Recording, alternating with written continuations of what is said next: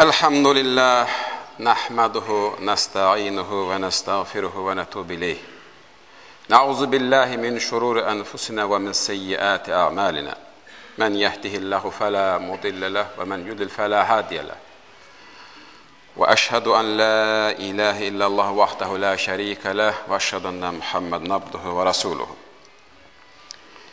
يا أيها الذين آمنوا اتقوا الله حق تقاته ولا تموتن إلا وأنتم مسلمون يا أيها الناس اتقوا ربكم الذي خلقكم من نفس واحدة وخلق منها زوجها وبث منهما رجالا كثيرا ونساء واتقوا الله الذي تساءلون به والأرحام إن الله كان عليكم رقيبا يا أيها الذين آمنوا اتقوا الله وقولوا قولا سديدا يصلح لكم أعمالكم ويغفر لكم ذنوبكم ومن يطيع الله ورسوله فقد فاز فوزا عظيما أما بعد فيا عباد الله أوصيكم بالتقوى والطاعة إن الله مع الذين اتقوا والذين هم محسنون. Değerli müminler, değerli kardeşler, Allah-u Teala bu ayda tuttuğunuz orucları, etdiyiniz ibadətləri qəbul etsin. Allah Teala'dan dua edirəm ki, edilən ibadətlər haqq dərgahında məqbul olanlardan olsun inşallah. Məhərrəm dediyimiz bu ay və bu ayın içərisində olan Aşura günü, yəni ayın 10-cu günü müqəddəs olaraq qəbul edilmişdir. Keçən xutbəmizdə də bu haqda məlumat vermişdik.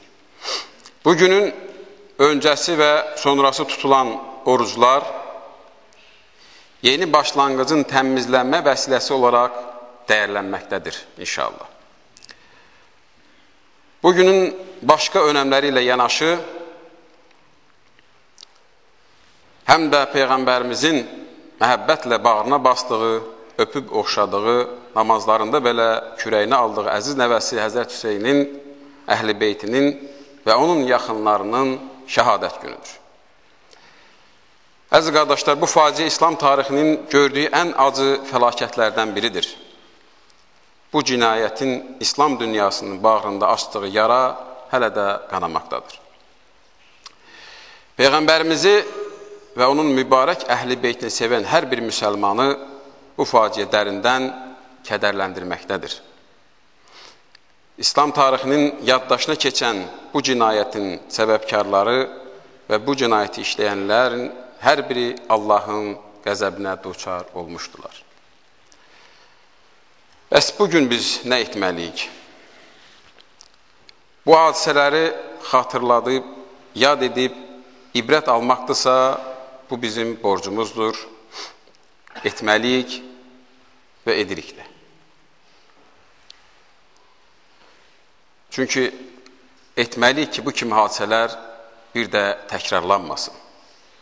Yox, əgər cəmiyyətimizdə adət olduğu kimi şəhidlərə görə yas və ya matəm saxlayaraq, küçələrə düşərək özlərinə xələl verməkdirsə, onda başda Həzrət Həmzə, Həzrət Əli, Əmmar bin Yasir, Musab bin Umeyr, Cəfər bin Təyyar, Xalid bin Vəlid və sairələri olmaqla Uhud, Bədir, Xəndək, Xeybər və digər savaşlarda şəhid olan minlərlə İslam fədailərini, İslamı və müsəlmanları yox etmək üçün səlib yürüyüşü təşkil edənlərin qarşısına çıxan şəhidlərimizi də şəhidlərimizə də yas və ya matəm saxlamalıyıq ki, bu kimi əməllərin edilməsi şəriətimizə görə caiz deyildir.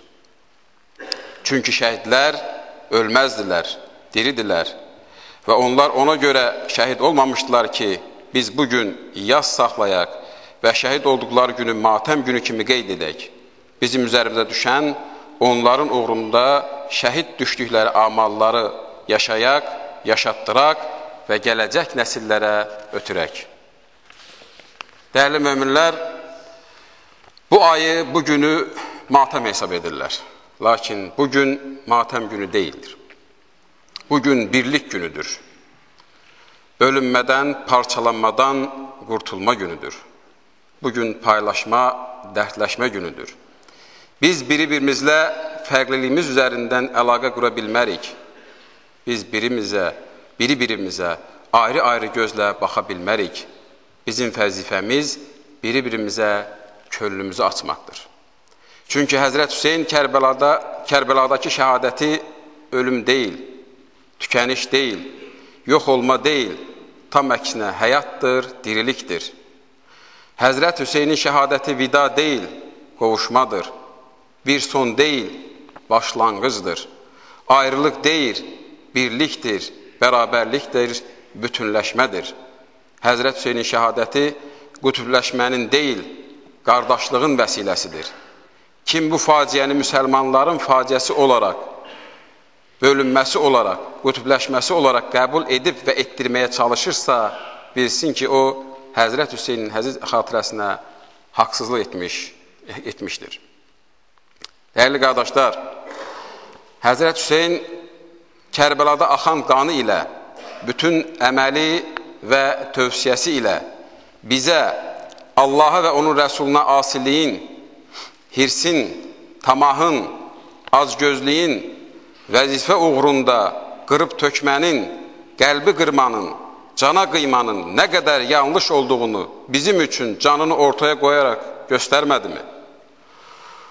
Onun üçün bugün bizlər tarixin bəlli bir kəsimində meydana gələn və bizləri dərindən təsirləndirən bu hadisə ətrafında dərindən düşünmək və lazımi dərslər aralaq, qardaşlıq havası içində bu cinayətin memarlarını qınamaq və onları uca Allahın ixtiyarına buraxmalıyıq. Çünki Kərbəla faciəsi bizlərə insani dəyərlərin yanında durmağı öyrədən bir məktəbdir. Yoxsa biri-birimizə kin bəslədikdə, içərimizdən biri də üzərinə bomba bağlayaraq, müsəlmanların, istər şiə olsun, istər sünni olsun, ümumiyyətlə ibadət edilən məscidlərə gedərək, içərisində uşaq və böyüklər olmaqla ibadət edən cəmaatın içərisində bombanı partladaraq, günahsız insanların canına qıyaraq, özlərini fədai görərək ortaya çıxanlar olur ki, Allah xatirinə onları biz necə məşru görə bilərik? Necə onlara haqq qazandıra bilərik? Artıq biz yeni Kərbəlalar yaşamaq istəmirik. Həzrət Hüseyin də müsəlmanların parçalandığından dolayı qanı axıdıldı, Kərbəla yaşandı. Dəyərli qardaşlar, bugün nə Yezid var, nə də tərəfdarları var. Amma bugün mason var, Avropa var, müsəlmanlar arasında fitnə yaradanlar var. Məhz bu günləri bunların səyləridir ki, Pakistanda, Əfqanistanda, İraqda, Suriyada, Əlcəzairdə, Misirdə, Meyamada və digərlərində bizlərə Kərbəlanı yaşatdıraraq, bizləri parçalayırlar, bölürlər, məhv edirlər. Allah xatirinə bunları biz görmürükmü? Bu hadisələrdən biz üzülürük, kədərlənirik. Avropa isə bizə gülür, məsxərəyə qoyur. Əgər bizə gülməsəydi, məsxərəyə qoymasaydı, qardaşımız Ramil bir murdar ermənini qətlə yetirdiyinə görə ona ömürlük həbs kəsirlər. Norveçdə günün günorta çağı silahı əlinə alaraq 72 nəfəri öldürən bir murdara, bir xristiyan millətçiyə və məhkəmə zalından mənə imkan verin, bütün müsəlmanları qırın, Avropada onların yaşamaqları haqqı yoxdur deyənə 21 il və 1 milyon dəyərində məhkum otağı verirlər. 21 il iş kəsirlər və 1 milyon dəyərində də məhkəmə otağı verirlər. İçərisində interneti, saunası, televizor. Bunu biz görmürükmü? Bundan biz nəticə çıxartmırıqmı? Bu günlərim hər yerdə, hər televizorda, mətbuatda, nə də yazırlar, Yezidi tanıtdırırlar. Yezid haqqında yazırlar, bunu cəmaata tanıtdırmaya çalışırlar. Yazsınlar, tanıtdırsınlar. Amma bununla yanaşı 4 dəfə Papa tərəfindən səlib yürüyüşü təşkil olunub. Bundan da yazsınlar. Bu Papanı da tanıtsınlar. O səlib yürüyüşünün qarşısını alan şəxsi də tanıtsınlar. Orada fədai olanlardan da yazsınlar. Niyə səlib yürüyüşündən, Papadan yazanda sizin qələminizi əl üzdən alırlar? Yoxsa televizora çıxartmağa qoymurlar sizi? Yoxsa qazeti əl üzdən alacaqlar? Bundan da yazın. Az öncə qardaşımız burada qeyd elədi. Ərini və oğlunu şəhid verən ana,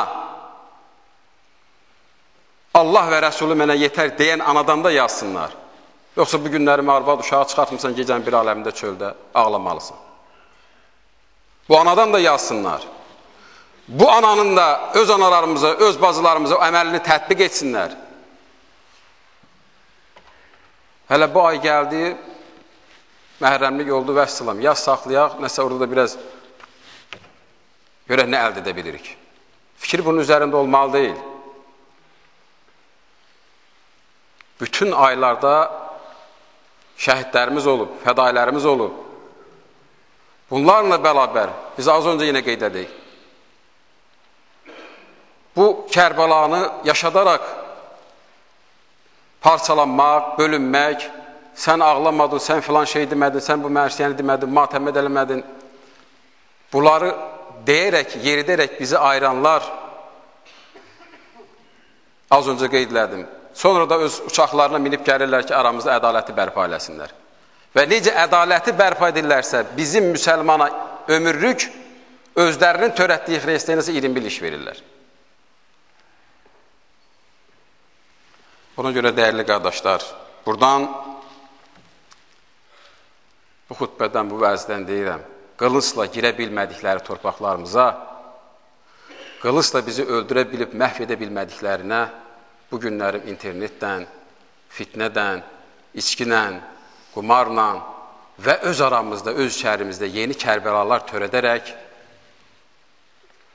əlimizdən almağa çalışırlar. Torpaqlarımızı da, vətənimizin də, sərvətini də, hamısını. Və buradan, bu vəzdən, bu xutbədən deyirəm, ey Məhəmməd ümməti, ey Qur'anı, Kəbəsi, qibləsi bir olanlar, bilin ki, bu yaşadığımız torpaqlar bizimdir. Bu torpaqların üzərində biz hamımız birik və bərabərik. Necə ki, Allah Teala Qur'an-ı Kərimdə də buyurur, möminlər ancaq qardaşdırlar. Allah Teala bizi qardaş etdiyi halda bu qardaşlığı bir olağın, qoruyağın ki, bunu Mason və Avropalılar qırmasınlar və qırmağa çalışırlar ki, onu da qarşını alaq. Bu qarşılığı nəyini ala bilərik? Yalnız və yalnız bir olmaqla, bərabər olmaqla, bir-birimizə hörmətlə yanaşmaqla, yoxsa parçalanmaq, bölünmək. Bugün dini elə bir vəziyyətə gətirib çıxardıblar ki, sanki Peyğəmbərimiz sallallahu aleyhi ve sellemin dövründə Peyğəmbərə iman gətirənləri Peyğəmbərimiz ona bir şərt qoyur ki, sən Əbu Cəhli kafir olaraq tanıyırsan, yoxsa yox. Bugün kim ibadətə qatlaşmaq istəsə bunun onun qabağına şərt qoyurlar. Filan kəsi kafir tanıyırsan mı, yoxsa yox. O qruplaşma belə getdi, bu qardaşlar buradan getdi, bunlar xavaric oldu, bunlar kafir oldu, bunlar filan oldu, bu cəmaat oldu. Bunun nəticəsindədir ki, bu Kərbəlalar saydığım bu müsəlman torpaqlarında başda Fələstin olmaqla artıq bir əsrə yaxındır ki, yaşayırıq. Ona görə dəyərli qardaşlar, bu günləri daha da bir olmaq, bərabər olmaq və bizim üzərimizdə olan bu qara buludları görməzlikdən gəlməyək. İnşallah Allah Teala üzərimizdə olan o qara buludları, o pislikləri xeyri təbdil eləsin inşallah. Estağfirullah və aqul həzə və estağfiruhu innehu tevvabur rahim. Estağfirullah innəd-dinə indəllahil islam.